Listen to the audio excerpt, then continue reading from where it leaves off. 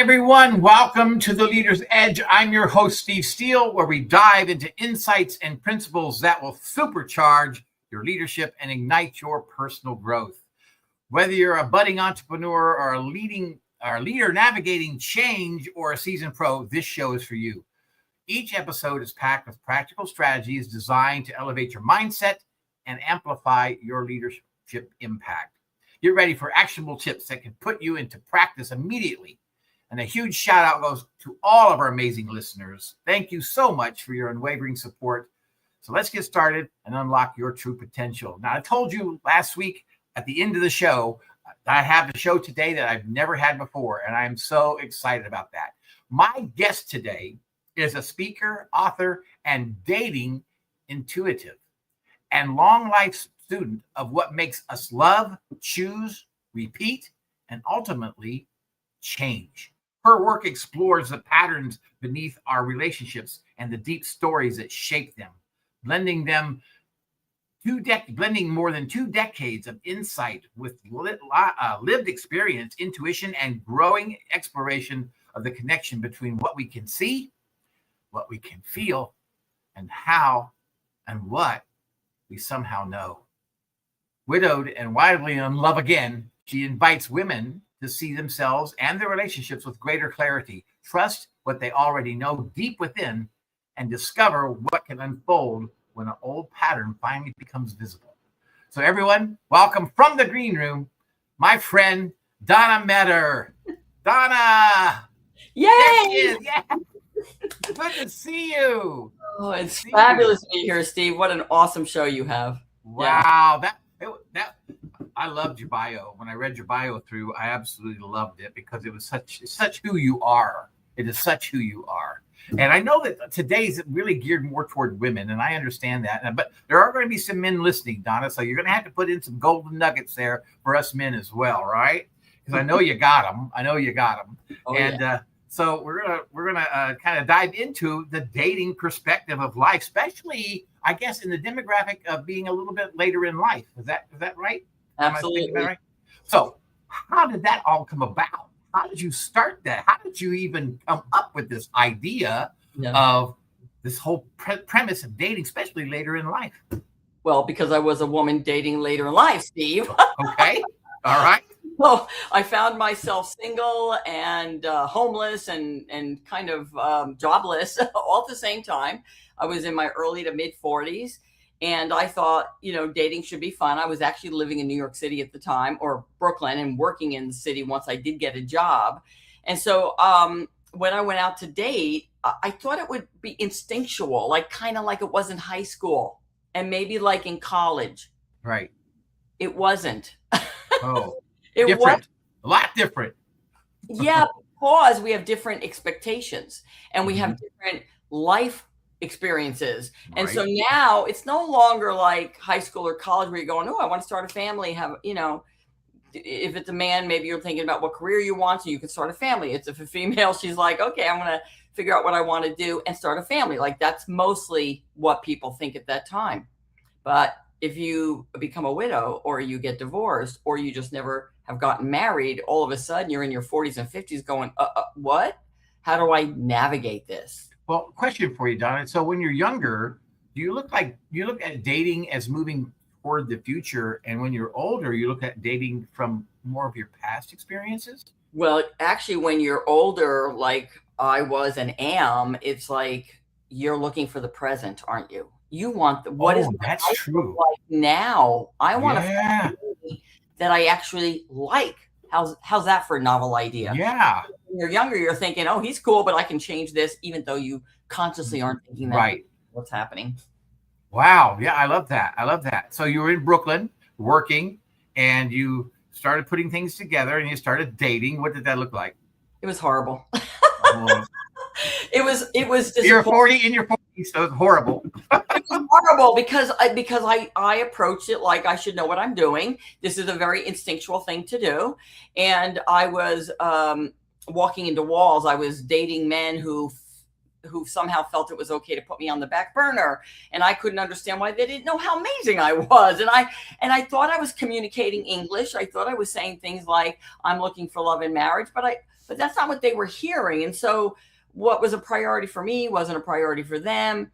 And so I finally hit a wall so hard that actually somebody I was dating, a friend of his, said to me, "You need to start reading the books." And the dating books. Oh, yeah. right. I needed to read. I started with the rules. And then I couldn't get enough of it. Men are from Mars, women are from Venus. He's not that into you. I read all the books, and my dating journey, which I began to document, turned into my book now, which is Dating It's Not Personal. Beautiful. Love that. And we can get that. We can get that on the QR code that's going to be popping up in just a second. Oh, wonderful. You go straight to your QR code. You can take a picture of it and you can get the book there, right? Yeah, it's on Amazon, actually. Exactly. Oh, great. Even better. It's on Amazon. And they can get it right off my website. There's a link. Okay. So I started to write the book. And let me tell you, you can't make this stuff up, Steve. I mean, you cannot make up the experiences, the madness. Okay. You're going to have to give me some, you're going to have to share here a little bit about some of those examples of those experiences. Well, for example, I went on a date with this one time with this guy, and I was on dating apps, and I was also went to single dances. I was very proactive, and I was consistent. So I would go to single dances that they had, whether it was in Brooklyn or Manhattan, and I would be on Match.com at the time. That was the thing. And I went on this date with this guy, and I always like to lead with my senses, not my eyes. And I met him, I forget where, probably in a parking lot, like I wasn't going to let him pick me up. And he's standing there at the car, and he goes, "Yeah, you want to see my hernias?" And like he lifts his shirt up, and he shows me. He showed me, like, I don't know, 5 hernias. I don't know what to do with that, but I'm a nice person. I'm not going to like run. I understand. So now I go on a date with him. We go to a diner or something, and I'm willing to see it through because, everybody has stories, Steve, right? Yeah, that's right. The irony of this whole thing is the waiter started talking to me, and we're conversing, the three of us. And somehow he finds out I'm working for a construction company. He asked me if I have a card. I'm completely oblivious to what's happening here. And I hand him my card. And what do you think? A few days later, I get a phone call from him, and he asked me out. This was the waiter? Yeah, the waiter. Oh, my gosh. Okay. You just never know what's going to show up. And I always led with the understanding that everybody has a story. Yeah. Okay. It doesn't mean I have to buy into it. It doesn't mean I have to succumb to their story. It just means, check it off the list. It's okay. We're not a match. We're not aligned. So you're on this dating app and you're going to all these different studios, dance studios, and everything. And so tell me, how did it go? You were getting experiences? Yeah. So the dating experiences were coming and going, and I was feeling disappointed and frustrated because I didn't know if a man said to me, "I'll call you later." I kind of thought he meant that night. I didn't know it could mean like after football season, right? Okay. So it was like, what? So then I started to learn about, now they call it ghosting. Back then they called it the fadeaway. Okay. And that alone initially freaked me out. And then it became my best friend because it works both ways and it's very ethical in this dating world we live in today.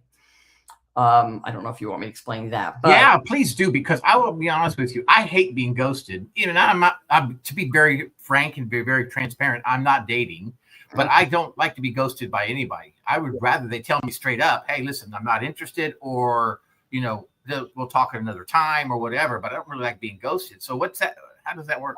Here's why I learned to love it.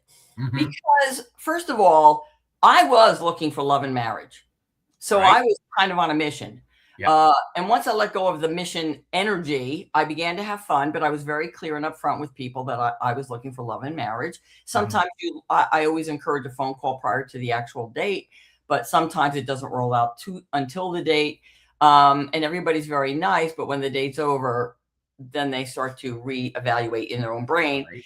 And so ghosting became, once the shock of it and the disgruntled energy around it being on, how dare you ghost me? What?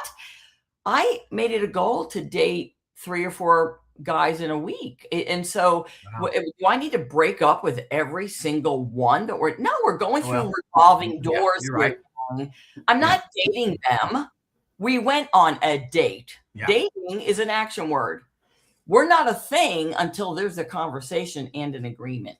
Yeah, that's true. That's true. So those were kind of like meetups in a way, just kind of getting to know the person, kind of having, whether it's coffee or dinner or whatever it is. I went to dinners typically. Uh-huh. And there was one date I went on where I knew I was not going to see this guy again. And he gave me a little bit of the creepies. You got to pay attention to your sense, right? That's interesting. Yeah. He gave me the creepy. So I met him in New York City. And after the date, so now the check comes. And while he's paying for this, and it was a diner, he's looking at me in an inappropriate way. And he's saying, so where do you want to go next week? And of course I'm thinking, there isn't going to be but I didn't feel comfortable enough to tell him that. And I said, why don't you call me and we'll talk about it? So that I could get home safe. And when he called, I broke up with him. Now, I didn't go into a story. I didn't tell him he gave me the creeps. I just said, I fibbed. I'm getting back with my boyfriend. You want to stay safe. And I'm getting, as an intuitive, I'm getting chills right now, which tells me I'm on the path that somebody needed to hear this, because you don't ever want to put yourself in an unsafe position. In fact, he insisted, he wanted to drive me home and I wouldn't let him. He said, all right, I'm walking you to the subway. And when we got to the subway, he thought he was going to make out with me. And I ran through that turnstile so fast. So, you want to play it safe. You want to be okay. And you also want to remember that just because he wasn't a match with me, he might be a match for somebody else. So I don't need to go into a story for him. I'm not here to teach him anything. I'm not his mentor. I don't need to tell him why I'm not dating him again, because now you're setting up, you could be setting up an uncomfortable situation. You don't want to stalker, you just don't want to do that. Wow. Yeah. So obviously that didn't happen a lot to you. I would hope it didn't happen a lot to you. No, because I'm tuned into my senses. I'm paying attention to what I'm feeling. Yes. So do you recommend that then? You recommend to all women, and I would think men alike, so at some level, to really be paying attention to your senses when you're meeting up for a date. 100%. And I will tell your audience, they can go to my website and grab a gift, and it's a PDF form of the 3 pillars I use, and it all has to do with your senses. That's beautiful. And you get that on the QR code, gang, and just click on the QR code to take you straight to your website. I'm on it right now. It's absolutely beautiful. You'll love it. You'll love it. You'll love it. Thank you. Yeah. Awesome, Donna. So, okay. So you got started dating. All right. Now you're working these dates and you've got 3 or 4 a week going. What's going on? What are you looking for? What are you working toward? All right. Listen, gang, a dating is an action word. Right. Okay. You want to get out there and date. And by the way, Steve, get out there and date. I mean, you're such an amazing person. Go out and enjoy yourself with somebody you haven't met. And what I finally learned was, I love that. Yeah, I finally learned exactly what I just told you. Oh, I'm just meeting people I haven't met yet. I don't have to put a lot of emphasis on it. I don't have to have an end result. In fact, I always say, stay out of the outcome, gang. Just go enjoy yourself. All you should be thinking about on that first date is whether you want to go on a second one. That's it. And you don't necessarily have to tell them on the date, right? So so the ghosting comes in handy, because if it's not a match, you're looking for somebody you're aligned with. This has nothing to do with, well, they didn't call me, No, it's okay. Everybody's got a life, right? People are dealing with ailing parents and sick children, and there's all kinds of things happening. So give yourself a break. So now I'm having fun dating. Good. And I'm also working at the time for a construction company in New York, and somebody invites me to go to a cigar lounge, actually, in Manhattan. Interesting. I said, that's interesting. Yep. Somebody I was networking with said, hey, why don't you come have a cigar with us? And I think I'd only had one in my life. And he said, it's going to be a small group of people, and we're going to go to the top of the Sixes, which is right there next to Rockefeller Center. And while I was there, he says to me, hey, my buddy Pete Sparacco's at the bar. I think you can help each other, because I was in construction and he was a furniture installer. Okay. Like cubicles. Mm-hmm. Well, after networking with him for 2 months, going for a drink, having dinner, he asked me out on a date. And I almost fell off my chair. He was older. He was off the boat Italian. I never looked at him that way, but I thought, wow, he's so nice. Why would I say no? And Mr. Pietro Sparacco became my husband. Well, can you tell me, Donna, you said he was older than you. Was he quite a bit older, or was he like 5-10 years older, that kind of thing? He was 12 years older than me. I had been dating younger men and men my own age, and I just never saw it coming. Really? And I did this because this was not love at first sight. He was respectful. He was courteous. He was generous. He was very kind to me. And so I couldn't figure out why I should say no. So I kept going, well, why should I say no? And I kept saying yes. And then on our first date, he said to me, what is it you're looking for? And I said, love and marriage. I didn't know what to do with him. Wow. Yeah. So it turned into a love story. In fact, this book ends this is my journey right up until I meet him. So now it's a love story. Oh, and wow. For those of you who don't know, my husband passed away in 2016. Right. And today I am wildly in love again. Well, we're going to talk about that, okay? But before we go, we got a commercial break in about 2 or 3 minutes here. But Donna, tell me something. How did you know that, what was his name? Sparacco, you said? Pietro. Mm-hmm. Pietro. Okay. How did you know that that he was the one? I mean, you didn't? I didn't. I was networking with him and that's the point to your audience. Like, I was working with him. I was meeting him for things to help do business together. He asked me out on a date. He even asked me to go to Italy with him. And I almost fell off my chair. That's how generous he was. And it was after he went to Italy and he was calling me every single day from Italy, because I turned him down, and that's another story. Mm-hmm. That's when I fell in love with him over the phone. Is that right? Mm-hmm. And he said to me, where are you? He said, I'm coming home Friday. What are you doing? I said, I'm coming to the airport to pick you up. Oh, wow. Yeah. Wow. So you can fall in love over the phone. Yeah, you can. Yeah. That's beautiful. Yeah. That's beautiful. That is absolutely beautiful. I love that love story. And I know everyone, go get the book. You can get it on Amazon, get it at the QR code, read about that love story, read about what Donna's talking about. I know it's absolutely, absolutely beautiful. So Donna, but the sad part was he passed, right? So when we come back, we're going to go into the second part here, talk a little bit about more, and we're going to dive into some of your what your website does, what you teach, why you teach women what they want, and how to teach them, and some of the things they're looking for. And so us guys can kind of tune in, figure out, okay, be looking for that. All right. So we'll be right back to the Leader's Edge.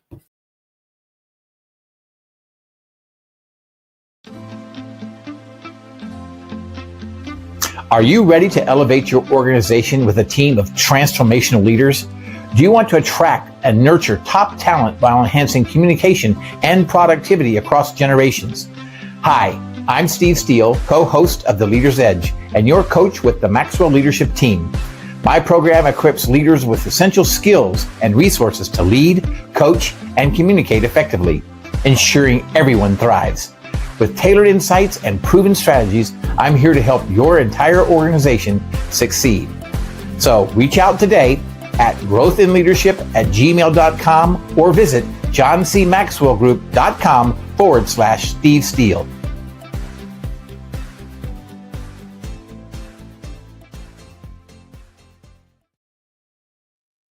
Hey everyone, welcome back to the Leader's Edge. I'm Steve Steele, your host, with our special guest today, Donna Meador. Donna, thank you so much. I love that first segment. We were talking a lot about how you got started and your dating, when you were dating, and we talked a little bit about Pietro, and he's in your book. He was your husband at the time, and so we're gonna.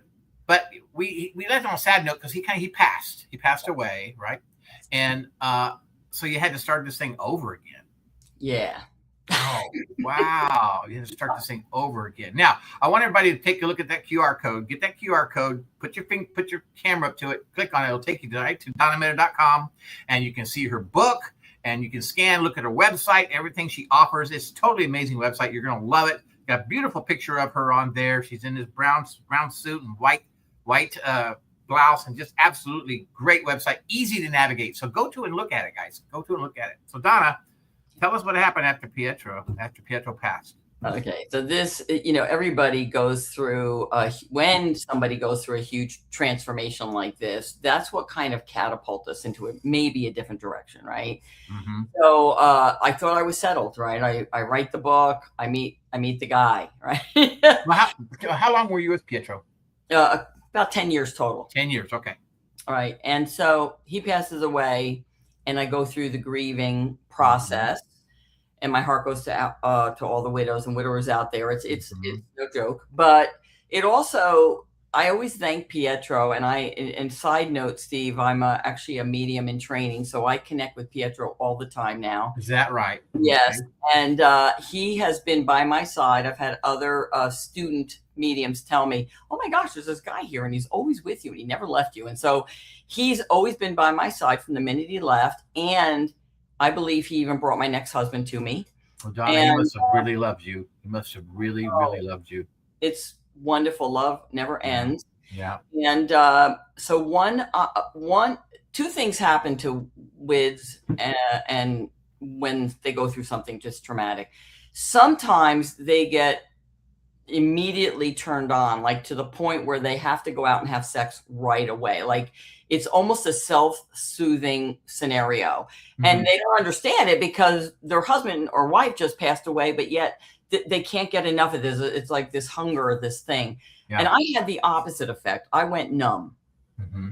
I just I shut down. Mm-hmm. Everything went numb. My body, my brain, all of it went numb.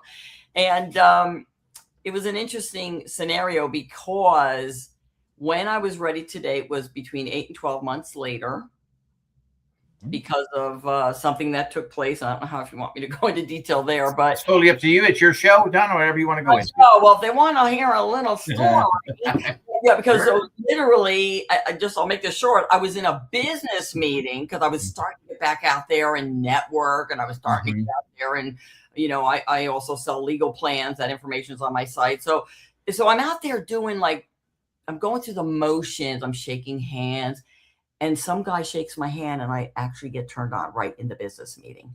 It was the most ridiculous experience. I was like, so I'm writing a book about that, right? Oh my God. Like, is everybody staring at me? Holy, this thing didn't ask permission, right? So right. That was that's what turned on the okay, what now? What next thing? Okay. Gotcha. I was kind of at peace where I was. I was just minding my own business over here. Mm-hmm. So I started to think about dating. And so I went back to my own book. Mm-hmm. Now, I will say I was not looking for love and marriage. I was looking to acclimate again. I was looking to have companionship with somebody that I liked, I enjoyed. I wanted to have conversation with the opposite sex. And by that time, you were a little bit older too. Yes. Do you find that changes as the older you get? The dynamics of dating change somewhat? Well, that's a great question. That's exactly what I was going through and figuring out. I said, I'm 57 now. Before I was 10 years younger. I'm also in a different part of the country. I'm on the West Coast instead of the East Coast. And so I went back to familiarize myself with what did I actually do? And that's why I have that information on the website, that gift. But so I figured it out. It was different because not only was I older, but again, I was on a different part of the country. It was a different culture. Living in a different culture. Yeah. And I set out to date, but I'm very clear to these guys. Look, I'm dating. I'm not looking for anything serious. I'm not looking for love and marriage. I mean, I was very clear, Steve. You're telling this them to at the date. Oh, before the date, like before in my bio. Okay. My bio. Okay. Hey, I'm a widow moving forward. I'm trying to figure this thing out. I'm just looking to enjoy conversation and dinner and who knows what else. Yeah. And I'm okay with that. And if you are, that's fine too, right? Yep. no ghosting because we were very on the same page with it. I couldn't even make decisions at this point. I had grief brain and I couldn't look at a menu. Okay, couldn't even read a menu. And then Mr. Jeffrey steps into my life. And I'm telling him, Steve, we're not on the same page. You're looking for love and marriage. I thought he was hard of hearing because he kept leaning forward. Yeah, right. I said, I don't think you need, we can go for a cigar, or we can go for a drink. If you don't want to take me for dinner, that's fine, because we're going 2 different directions. He's like, no, I'm taking you to dinner. Wow. And to the audience again, here it is. I did not see this coming. It was not love at first sight. I will tell you, on our second date, Mr. Jeffrey knew he was going to spend the rest of his life with me. And I'm very grateful he did not say so, because I'm still juggling. How can I'm having feelings for him, Steve. This is so early on. And I'm going, I'm not even 5 days in. Did you feel guilty for that? I can't say I felt guilty, but it was definitely an emotion. I did a lot of work around trying to put my finger on. How can I fall in love when I'm already in love? Right. That's what I mean. And I'm sure a lot of women face that situation, and maybe men too, but yes. I'm sure a lot of women face that. They've gone through a love, maybe they've lost, maybe it's a divorce, because don't you find that true too? Yes.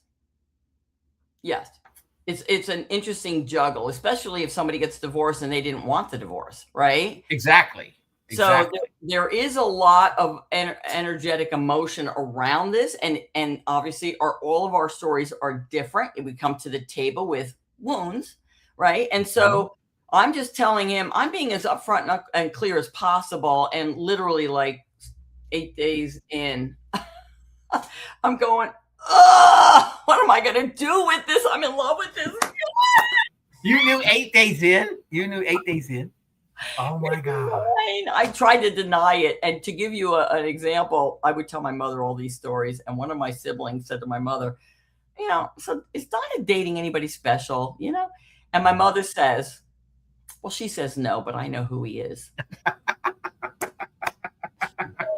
So again, I didn't see it coming. I was being as honest and clear as I could be. And this is a very important for the audience to hear who are out dating.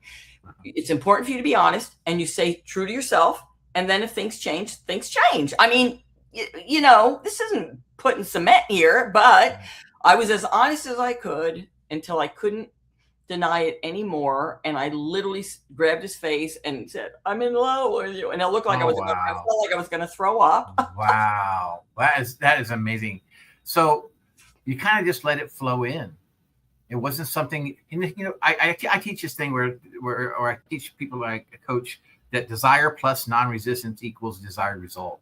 So if you're out there hustling it, pushing it, trying to make it happen, I have found out in my own life, I got to keep making it happen. But if it flows into my life by source of God or greater power or whatever, or however you want to look at it, if it flows in, then it's there at a greater level because it came to you. And it's always better than what you think you could have done. That's right. And is that right? 100% right. And you're like, how we do one thing is how we do all things, Steve. So you're in this leadership, and by the way, love John Maxwell. Okay. So what's not to love about John Maxwell and his teachings? And when it flows, here's what people miss. Here's what people miss. If they don't know how to receive. Oh, that's a good point. We got to talk about that.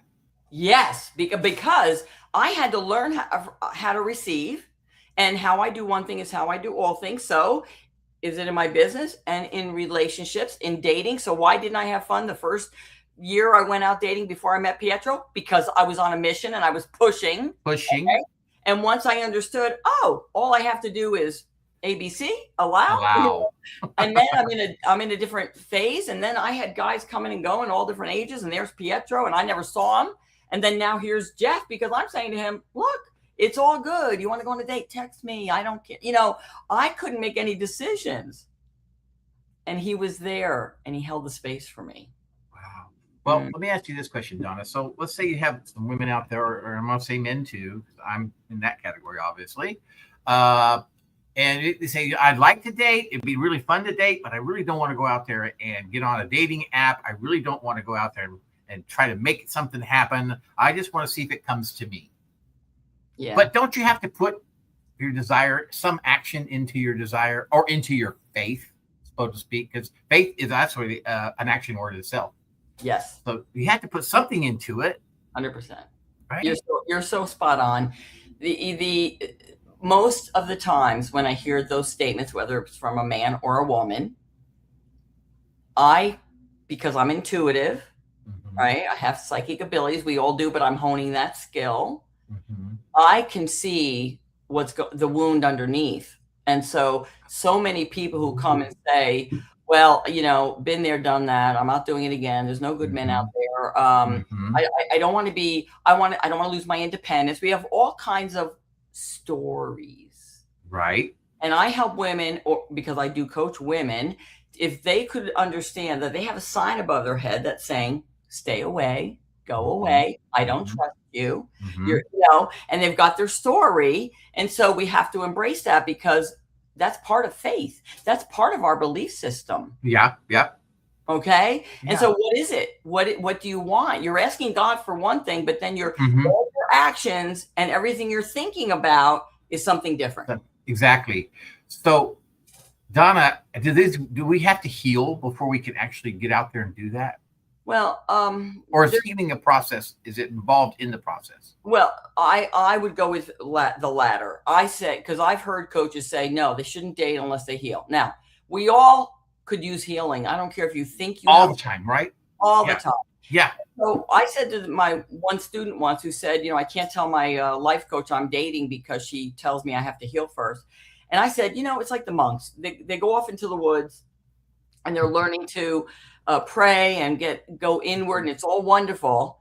And then what? Are you going to take them and throw them into New York City? I mean, there has to be, nothing's going to change in that circumstance. But if you step out of it, now you have other energetic forces coming. So I say, isn't it great to learn while you date and be honest? Like I said to one of my clients, she said, I really like this guy, but he had terrible teeth. I couldn't take his breath. And I said, well, since you were ready to call it off anyway, why didn't you be a friend and say, hey, I really like you. I don't think we're on the same page, but I do want to share with you that your breath was a turn off and maybe you want to get that checked out. I mean, why can't we be a friend if we already know it's not going to be a thing, right? Yeah. If you tell a guy that, he's going to like, it's going to be a big turnoff to him, right? It's going to be a big turnoff to him, and he's going to. Well, you already know it's over. It's already over, right? So be a friend. And you can even text it afterwards. You can email them. I mean, there's a million different ways that we can share information with somebody out of the kindness of our heart. Especially if you're just out there searching and looking, and you're not really getting it. Now, if you take that guy, let's just say the guy with the bad breath kind of thing, and you work that relationship a little bit, you get into more trouble if you don't say something at the front end of things than you do in 2 or 3 to 4 dates in. Yeah, because you can't change anybody. So the best you can do. But see, here's what I asked her, because she kept attracting guys with bad breath. And I said, what's going on with your story? Is that right? Why do you keep attracting this type of person? Because what we think about, we bring about. Steve, you know this. As a man thinketh, so is he. That's biblical. Right. I get it. So it works into how we do one thing is how we do all things. That's right. That is right. So what did she say when you told her that? Did she say, like, I need to change it, or I need to? Well, it was already done. She had already told him, she probably ghosted him. I don't really know. But this is a learning process. Dating is a learning process. And there are so many wonderful people out there, Steve, just like you, who are just looking for that right connection. Because let me tell you something. I'm an independent woman. I'm very strong-willed. And I tell women I am stronger and more independent with Jeff by my side. Is that right? 100%. Wow. And he is too, because I'm blowing wind under his wings the same way he's blowing wind under my wings. You're and so rising people say to me, well, I haven't had that experience. I said, well, could you imagine having that? What if you actually met somebody who really liked your soul and wanted to connect with you and be there with you. Imagine that. Right. Why do we keep focus on, oh, that's no good. I've had this experience this is what I keep attracting. Well, why don't you ask yourself why? Exactly. I love that. Okay, so Donna, let's just talk about the dating thing a little bit. Okay, so we're in this particular couple meets. They're dating.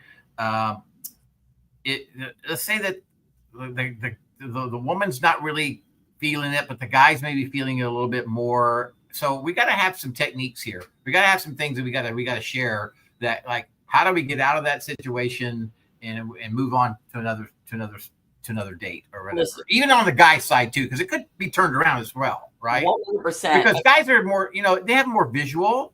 Yes. I think women are more emotional, and they love that deep conversation, and they love that. And guys have that, a visual piece. That's our first primary thing, and then we like to talk, right? But so how do we get out of that? No, we don't want to get out of it. We want to honor it. So watch this. So if we pay attention to the natural instincts of men and women, men are visual. If a guy didn't like this, he's not going to ask me out. Okay, cool. So here's the analogy. And by the way, these are gold nuggets. My students hear this stuff. So anybody listening to this is going to get this one. Love it. A woman walks into a room. I want you all to visualize. You walk into a room, and it could be like a dance. And along the wall are 10 men. They're lined up. And you walk in the room, and 3 out of 10 of those men go, ooh, and they step forward. Mm-hmm. Those are the only ones you, Miss Woman, are allowed to choose from. We're not going after the ones who aren't paying attention. We're not going after the ones who don't even look twice at you. Otherwise, what, Steve? We'll be begging the rest of our life for them to look twice at us, okay? I love that. Don't beg. Don't beg. Don't beg. So now you've got these 3 guys, and you do or you don't, you're interested, right? You get to process that for yourself. Do you think they're all cute? Go on a date with them all. You think only one of them is cute? Then accept the one date. My point is, you don't get to go to the other 7 because that's not going to give you what you say you want. Oh, I love that.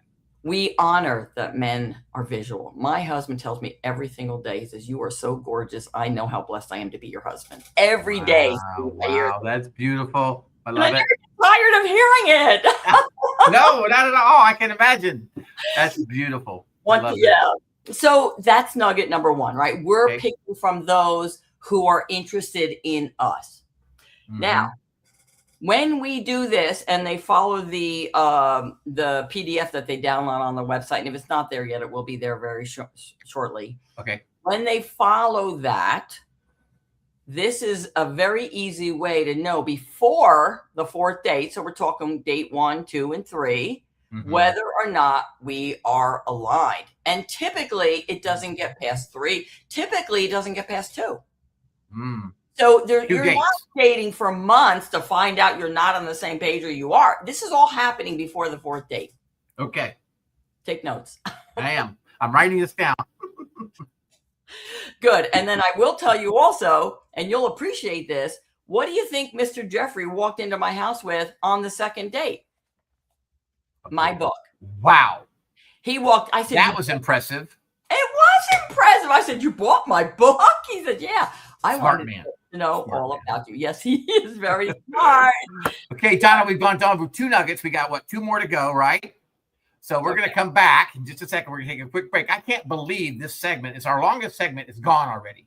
We have, oh my gosh, this is crazy. Okay, so we're going to be right back to the Leader's Edge with Donna Meador.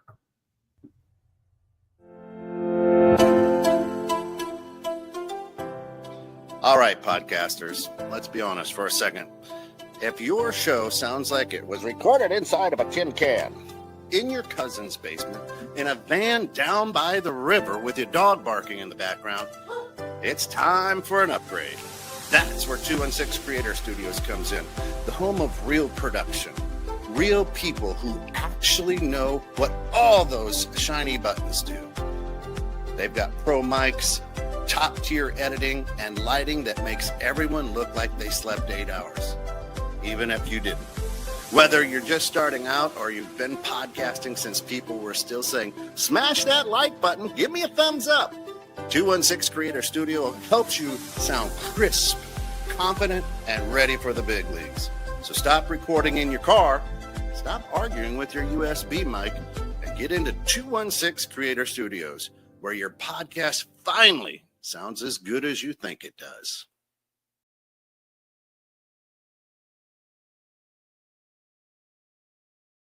Hey everyone, welcome back to the Leader's Edge. I'm Steve Steele, your host, with our special guest today, Donna Meador. Donna, we were talking about these 4 little nuggets you give us, and I think one of the nuggets you said was, when you walk into a room, make sure you just find the interested ones. You don't get all 7. If you walk into a room with 10, you don't get all 7 if 3 step up. So look for the interested guys. And then the second one was alignment. Make sure you're on the same page, and you're probably in the second date or so, right? At this point, you're trying to find out if you're on the same page with each other. Okay, Donna, that's 1 and 2. What's 3 and 4? You're going to love this. Okay. Men are visual. Yes. Women think they're visual. Ooh. Okay. They are not visual. And I get a lot of pushback on this. Yeah, I would say younger women, younger girls, they like that. They like those stud guys, you know? It don't matter. I mean, Yeah. Are they going to treat you the way you want to be treated? That's what it comes down to. Okay. And All that right. is what women fall in love with. Women. And so I have this thing that says, stop using your eyes. Mm. Okay. So pattern number 2, B, is blindfold. And I get a lot of pushback from this. I'm going to tell you right now. I'm teaching these women, what is your heart saying? What is your gut saying? What is happening within you? Because the eyes are saying one thing and the feelings typically are saying another. 2 different things. They're two different navigators. And if you go with your eyes, you're going to miss the things. You're going to miss the things. You're going to miss how like I said in the beginning, I was being put on the back burner. Why was I put on the back burner? I wasn't being treated with respect. I was kind of an afterthought. It was okay, like all that, right? Mm-hmm. So I learned to basically, and sometimes I actually did this, take a long blink while I'm sitting at a date just to see what I feel. Because if it doesn't feel right, it's not right. And there goes the date 1 or 2, Steve. We don't have to go months in. We're not going months in. Donna, let's say you're dating. Let me ask you this question. Is it okay to date a couple of guys at the same time? Yeah. Okay. So what if you get into that situation and you find out that both guys are pretty cool, and you like what you're feeling? Maybe one guy's maybe a little more attractive than the other, but the other is got more. He's got more of the potential of making you feel the way you love to feel. What do you go with? How do you decide that? Oh, Steve, come on. So now. I'm thinking as a guy, okay? Yeah, why? Because let me tell you, because guys are different. That's right. Why the woman's dating code. That's right. That's right. Because if there's 3 beautiful women, he's going to love them all, Yeah. Right? Yeah. But that's only going to last so far. How are you being treated? Are you being respected? Are you being valued? That's what's going to come down for someone, especially like you, right, Steve? Yes. Yeah. So, yes. And listen, I have gone on a lot of dates. I have dated a lot of men over the year. And I never have said to myself, oh, which one do I want? The cream rises to the top. Ah, I know that. I know that. You know that. Yeah. Yeah. And cream rises to the top. The cream rises to the top. And also I want to back you up a second. So let's say I'm dating 3 or 4 guys at the same time. Mm-hmm. It's like a revolving door. Mm-hmm. You'd be surprised how organic it is, because when I say dating, we're talking about 1 or 2 dates before they're out. Right. That's why you can't keep it going, because if you don't date multiples at once, Now you start to get desperation breath. Oh my gosh, why hasn't he called me? Why? But if you're dating and you're having a nice time and you're meeting all these people you haven't met yet, are you even going to notice when somebody ghosts you? No. And you're not necessarily telling all these guys that you're dating different guys. Oh, no, I'm very honest. No. Are you okay? Well, okay. So how do those guys feel? I mean, they feel like if they leave, then that's what. Hey, they're gone.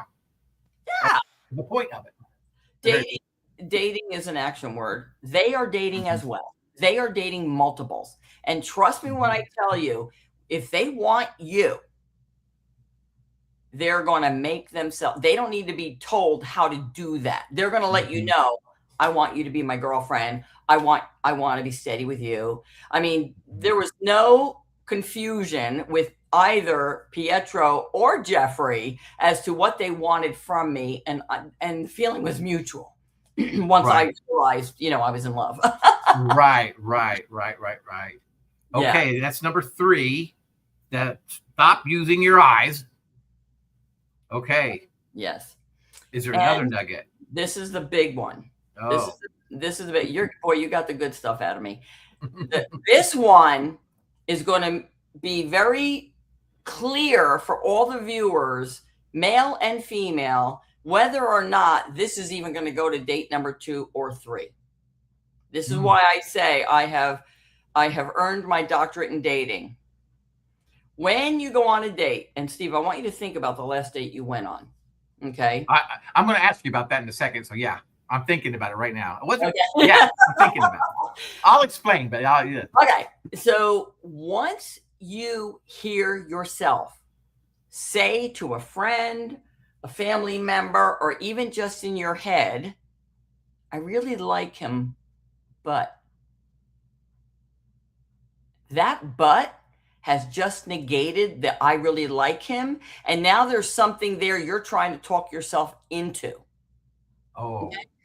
I really like him, but he lives so far and he's not willing to drive to come see me. And, now we're trying to talk ourselves into something that we say we don't want. Wow.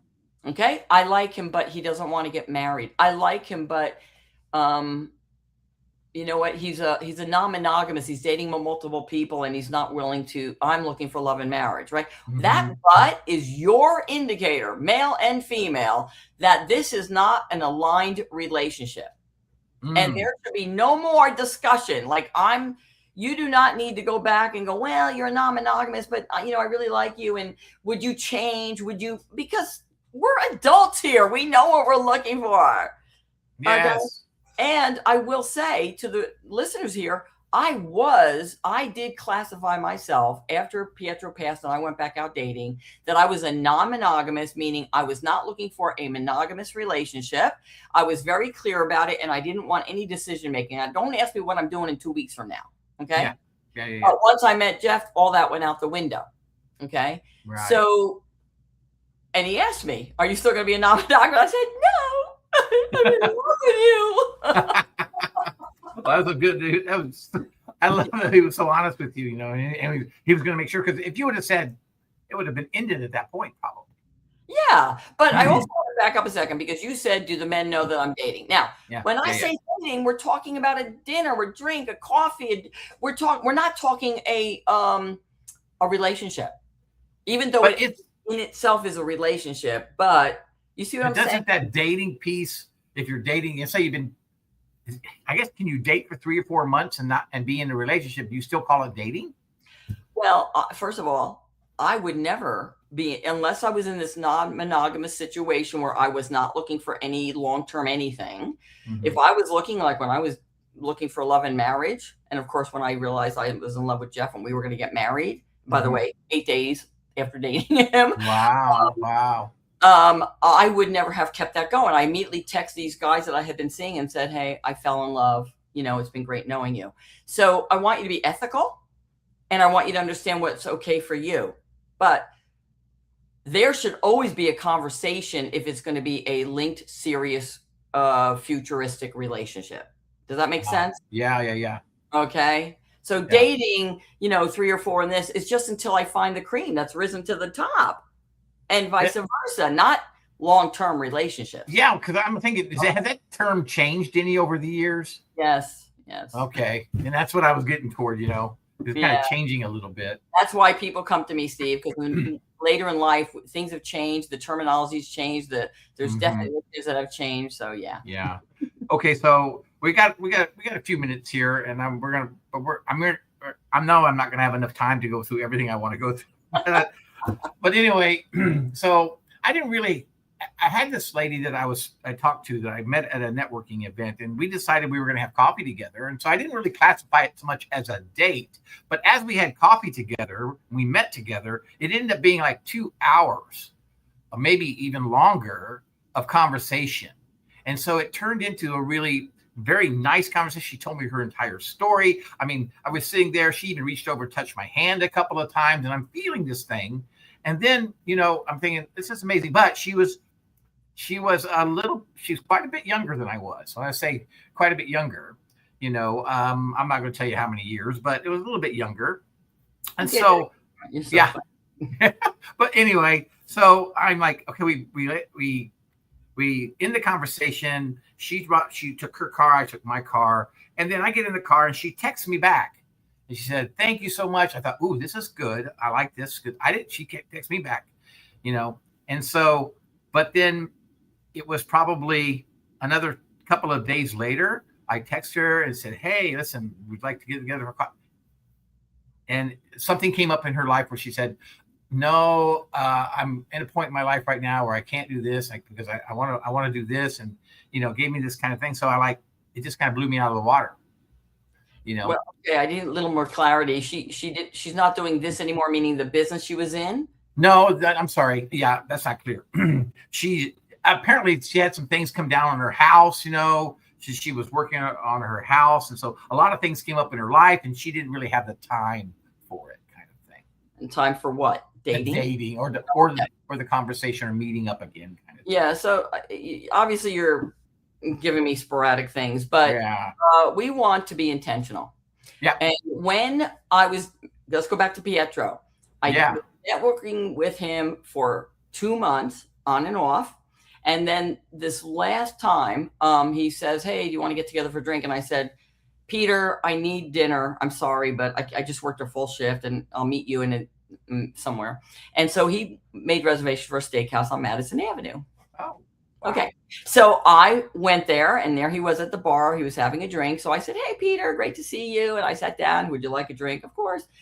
Well, this networking thing, which normally would last an hour, is now like 4 hours in. Like we're having a drink and then we have dinner and then we have an afternoon drink. So, but it changed because he then said to me, he reached over and he touched my arm while we were sitting back at the bar for the after dinner drink. And he said to me, is it okay if I touch your arm? See, now he's drawing a line that I even didn't get at the moment. And I went like, sure, touch my arm. I don't care. But that's an indicator. And then I said, listen, I got to go. I got to jump off the subway and get home. He says, I got to take you home. So he drove me home. So things started to shift. And then he asked me to come to the beach with him, meet him on the beach on the weekend. And then I came to a halt. And I had to think about it first. And when he called me to see if I would meet him at the beach on Long Island, I said to him, because now we have to be intentional. Peter, is this a date or is this networking? What are we doing? Yeah. And he said, well, I like you and I want to take it one day at a time. I love that. Stories in the book. But see, so once you realize, so I didn't, she reached over and touched you. I'm a toucher. So was she sending you a signal? Was she not sending? Was it clear that there was a signal? And I like my man to make the first move, but it's okay to do things like this to let them know it's okay. Men don't like rejection any more than women do. Right. That's right. Yeah. That helped. Did that help? Well, yeah, absolutely. Thank you so very much for that, Donna. I greatly appreciate it. We've got about 3 minutes till the show's over, but we've got to talk about what you're doing and how people can get a hold of you. And I want to make sure they see that QR code. Put your book up one more time, Donna, so they can see your book, and that way, dating and Donna.